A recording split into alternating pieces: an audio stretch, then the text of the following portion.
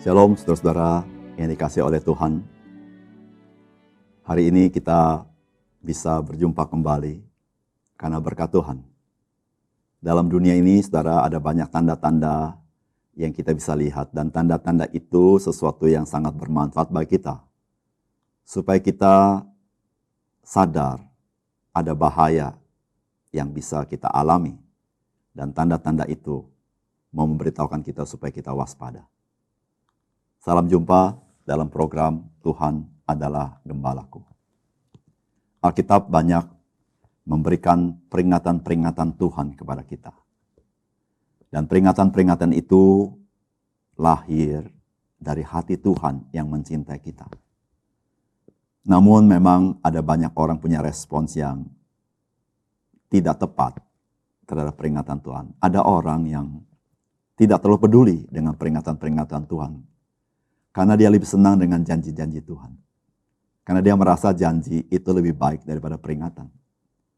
Padahal janji ataupun peringatan itu keluar dari kasih Tuhan kepada kita. Tapi ada tipe orang kedua. Ketika mendapat peringatan dari Tuhan, dia merasa peringatan itu cocok buat orang lain. Karena dia merasa dia cukup kuat, imannya cukup teguh, sehingga tidak perlu dia diperingatkan. Ini yang dialami oleh Simon Petrus. Dia merasa dia cukup kuat, dia tidak bisa menyangkal Tuhan, dia akan bersama-sama Tuhan. Dan Tuhan Yesus memperingatkan bahwa dia akan menyangkal Tuhan Yesus. Saudara-saudara, ini akan kita renungkan dari firman Tuhan hari ini. Di dalam Injil Matius pasal 26 ayat 69 sampai 75. Sementara itu Petrus duduk di luar di halaman, maka datanglah seorang hamba perempuan kepadanya, katanya, "Engkau juga selalu bersama-sama dengan Yesus orang Galilea itu." Tetapi ia menyangkalnya di depan semua orang, katanya, "Aku tidak tahu apa yang kau maksud." Ketika ia pergi ke pintu gerbang, seorang hamba lain melihat dia dan berkata kepada orang-orang yang ada di situ, "Orang ini bersama-sama dengan Yesus orang Nazaret itu." Dan ia menyangkalnya pula dengan bersumpah, "Aku tidak kenal orang itu." Tidak lama kemudian, orang-orang yang ada di situ datang kepada Petrus dan berkata, "Pasti engkau juga salah seorang dari mereka itu. Nyata dari bahasamu." Maka mulailah Petrus mengutuk dan bersumpah, "Aku tidak kenal orang itu." Dan pada saat itu berkokoklah ayam. Maka teringatlah Petrus akan apa yang dikatakan Yesus kepadanya, "Sebelum ayam berkokok, engkau telah menyangkal aku 3 kali." Lalu ia pergi keluar dan menangis dengan sedihnya. Saudara, bagian firman Tuhan ini adalah kelanjutan dari apa yang dicatat di dalam Matius pasal 26 ayat 58, di mana Petrus mengikuti Yesus dari jauh sampai ke halaman imam besar. Dan setelah masuk ke dalamnya, ia duduk di antara pengawal-pengawal untuk melihat kesudahan perkara itu.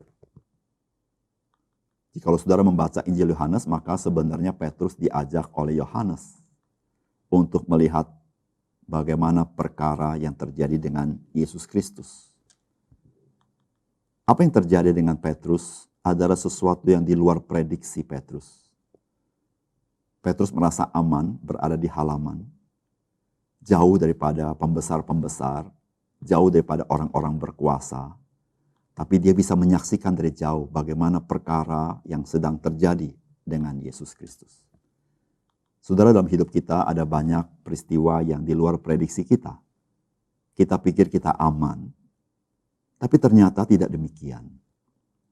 Saudara, apa yang dapat kita pelajari dari peristiwa yang terjadi dengan Simon Petrus ini? Saudara, yang pertama, firman Tuhan mengingatkan kepada kita. Seringkali ketakutan di dalam kita dapat lebih besar daripada ancaman yang sebenarnya. Saudara, bukankah itu yang terjadi pada Simon Petrus? Bayangkan seorang Simon Petrus, penjala ikan yang kita pasti tahu fisiknya pasti prima. Karena orang-orang pesisir menghadapi tekanan hidup, menghadapi badai, harus mengatur perahunya, menangkap ikan, mengangkat ikan yang begitu banyak, pasti tenaganya besar. Tetapi perhatikan, ketika ada seorang hamba perempuan datang kepadanya dan berkata, "Engkau juga selalu bersama-sama dengan Yesus, orang Galilea itu." Saudara bayangkan, Simon Petrus langsung berkata, "Aku tidak tahu apa yang engkau maksud." Ketakutan di dalam diri Simon Petrus lebih besar daripada ancaman yang sesungguhnya. Dan ketakutan itu yang mengendalikan dia. Sehingga dia menyangkal mengenal Tuhan Yesus. Saudara, kita bisa menghadapi situasi yang sulit seperti Petrus. Kita pikir kita aman.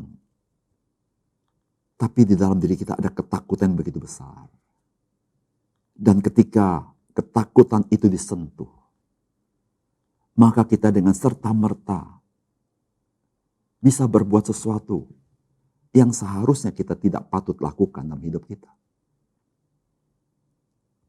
Saudara, mari kita belajar.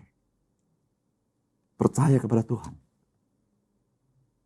Saudara, kita berkata, ketika aku takut, aku ini percaya kepadamu.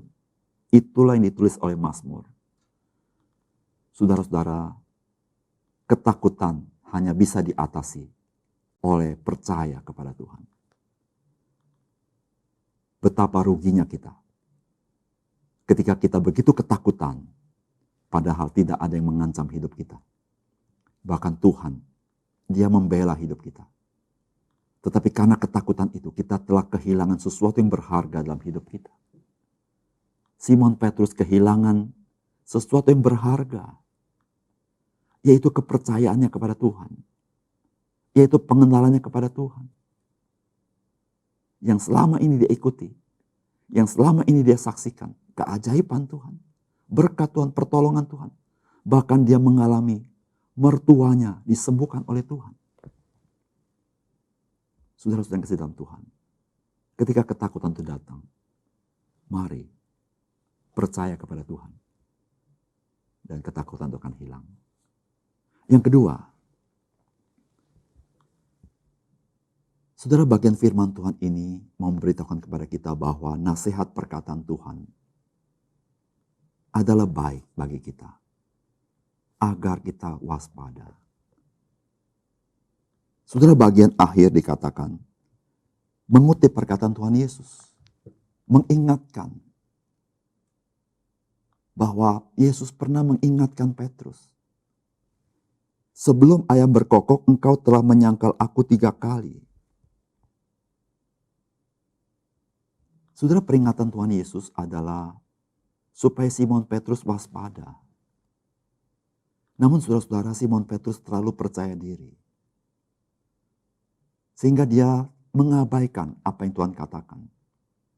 Memang dia seorang pemimpin, meskipun tidak dipilih menjadi pemimpin. Tapi karena sifatnya, karena dia berani, maka dia seakan-akan memimpin 12 rasul yang lain. Namun saudara-saudara, seberapapun kuat seseorang sebagai pemimpin, dia tidak boleh tidak waspada, apalagi ketika Tuhan memberikan peringatan kepadanya. Hidup kita ada banyak peringatan-peringatan yang diberikan kepada kita. Misalnya, awas, listrik tegangan tinggi. Dan saudara, engkau dan saya harus waspada. Engkau tidak boleh menyentuh itu. Jika engkau menyentuh itu, engkau binasa.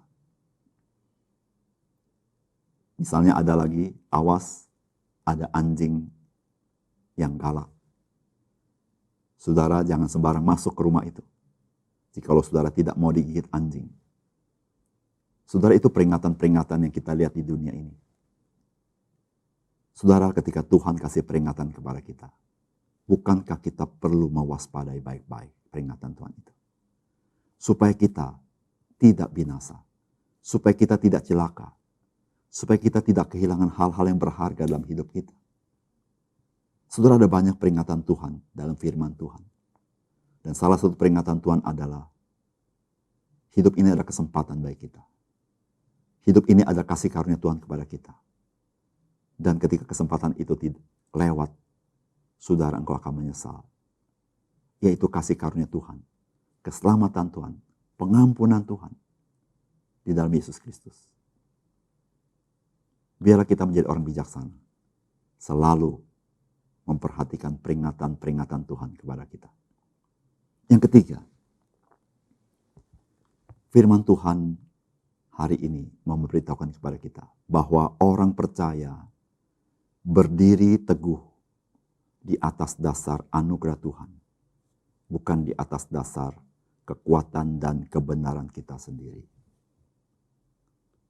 Simon Petrus adalah seorang yang percaya diri, seorang yang berani.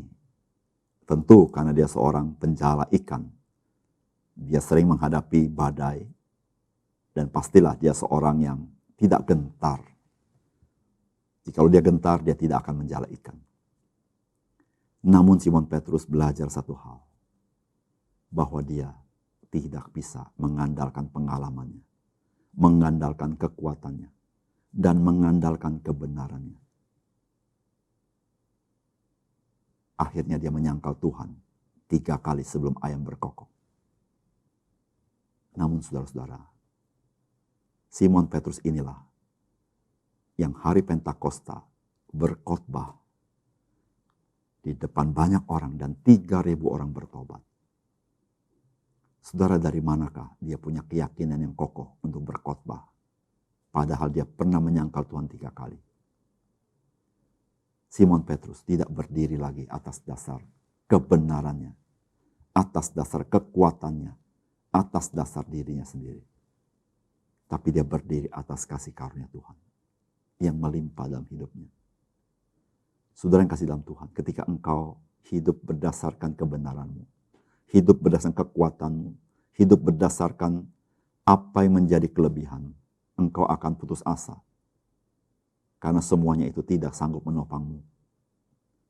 Karena situasi akan berubah, kondisi akan berubah. Dan engkau tahu engkau tidak berdaya.